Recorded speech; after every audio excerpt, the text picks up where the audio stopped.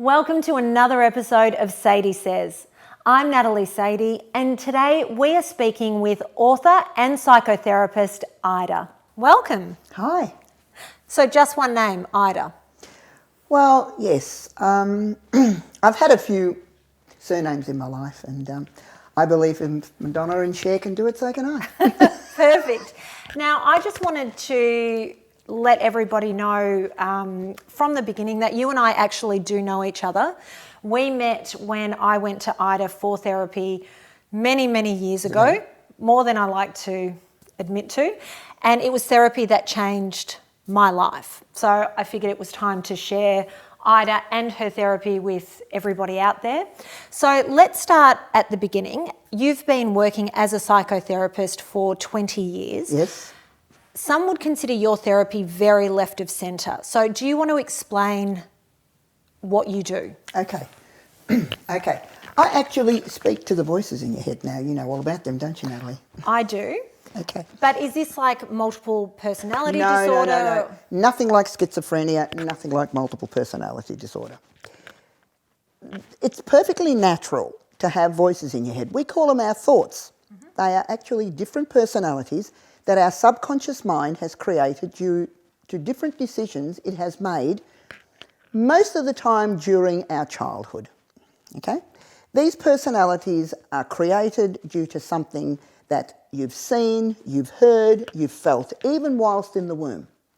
And then they grow, and they grow with blinkers, and they keep telling you the same thing over and over and over and over again. Now, these personalities create your life. We have been disciplined to believe that it's the outside that affects the inside. But what I'm going to be teaching is it's the inside that affects the outside.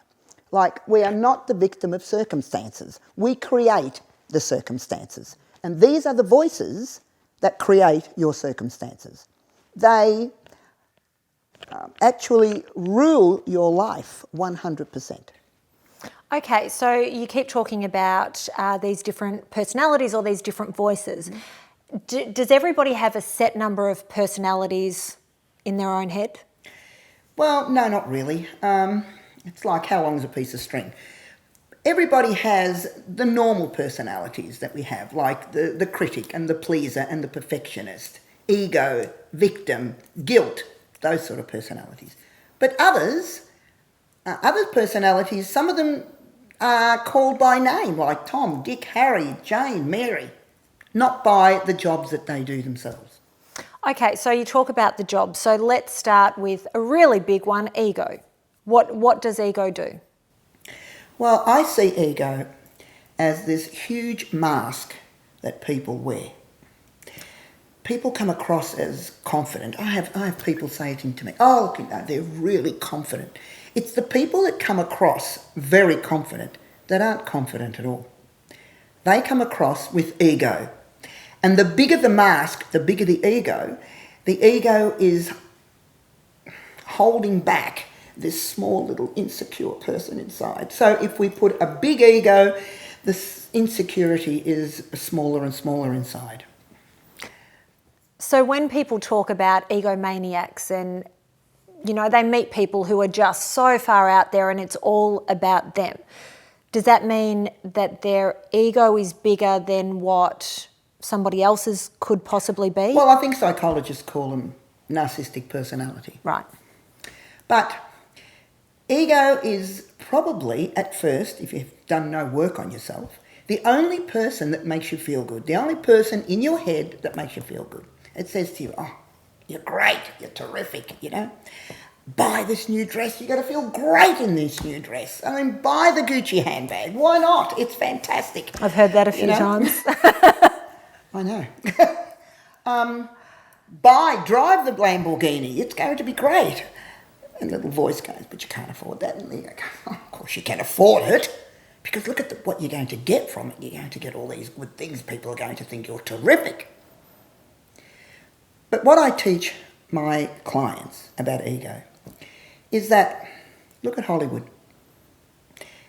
People are in Hollywood that have got ego, everything that ego has asked of them. they've got success, they've got acumen, they've got everything they could possibly have. And they're still on drugs, and they're still on alcohol, and they're still topping themselves. So it doesn't work. Okay, so let's go to the complete opposite end of the spectrum. Mm-hmm. We've talked about ego. So what about victim? You often hear people say, oh, such a victim.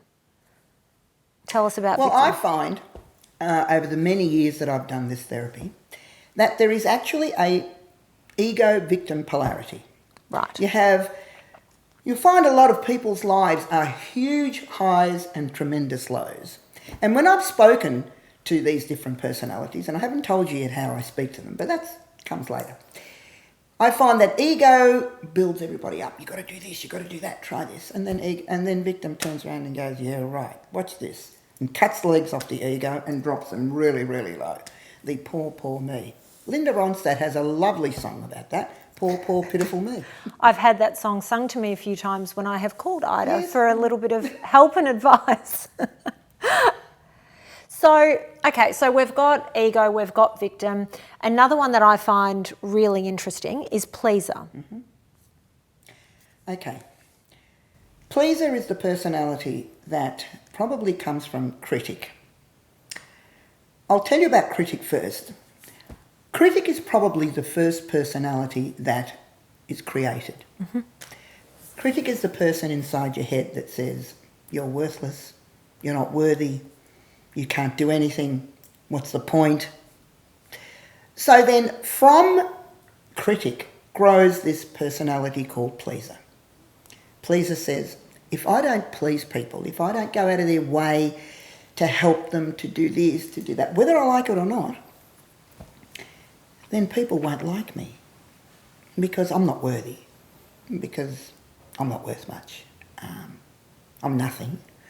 So the only way people are going to respect me and please me and be happy with me is if I please everybody else. The thing is, pleaser always pleases the people it doesn't have to please. The people that love you, you don't have to please them. You know they love you. You please people that on the street, in business, anywhere else. That's the pleaser. Okay, so we've talked about some of the personalities that you work with. How do you actually speak to them? Well, Natalie, actually it's just a matter of changing chairs. That simple. That simple. They're awake, they're not hypnotised, and I ask them, I'd like to speak to your critic, let's say. Where do you think your critic would like to sit? And they choose a part of my lounge room. When they sit there, I talk to them like I've never spoken to them before, because it won't be them they're speaking to. I'm speaking to one of their personalities. And they become somebody else. Simple as that. Do physical characteristics, voices, the way they look change? Change, totally. Some of them, their whole facial structure changes, their voices change. Some personalities are male, some personalities are female. Some personalities wear glasses, some personalities don't wear glasses. They are totally different characters, totally different people in your head. In fact, the analogy I use is that your mind is like a bus. Okay. At the moment, if you've never done my therapy, there is no such person as Natalie, let's say. Mm-hmm.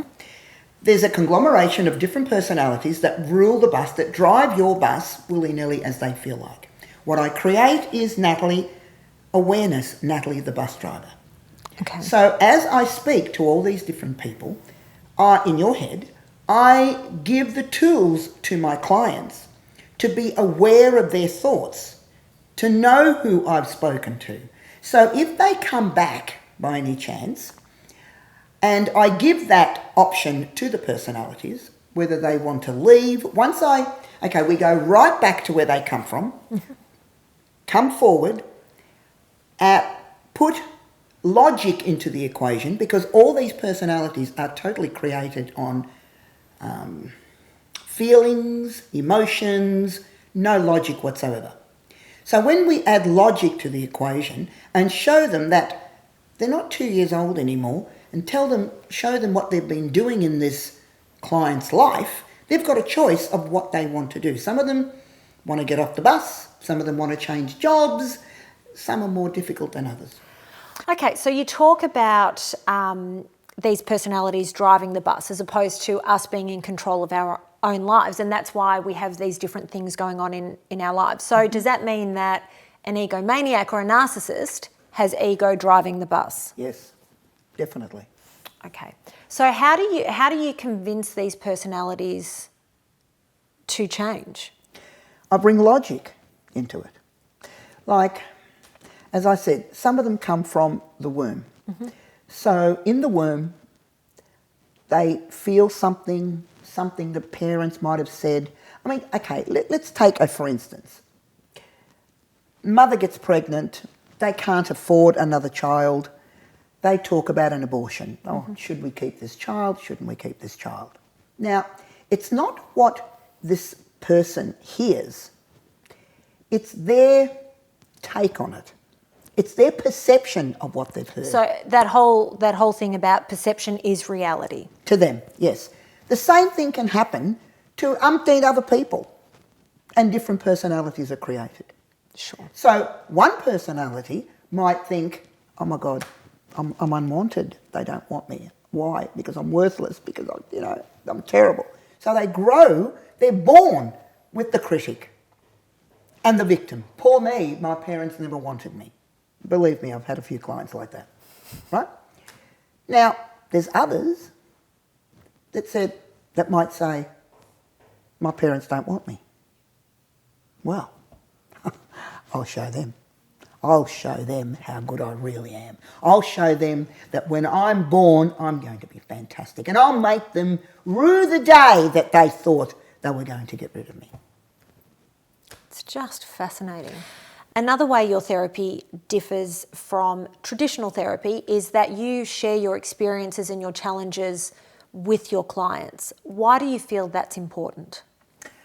Well, I feel that you don't go to a homeless person to ask them how to invest $1 million, basically because they're homeless. You would go to a multimillionaire who has been there and done that, overcome challenges and achieved what he wanted to achieve. So I tell all my clients my story because I want them to know that I have shared some of their experiences, obviously not all of them, but a wide range of experiences, and have overcome them, so that they know that I've been there and done that, overcome the challenges, and therefore I believe, physician, heal thyself. How can anyone tell you how to lead your life, how to balance your life, if you haven't been there and done that? I also share my challenges, my now challenges with my clients. I don't profess to be a guru that knows everything, been there, done that, know it all. Everybody is a work in progress. Everybody has more challenges. And when I do have challenges and find out why, what for, where, etc., I share them with my clients to say, I'm the same as you. I've just been doing it a heck of a lot longer.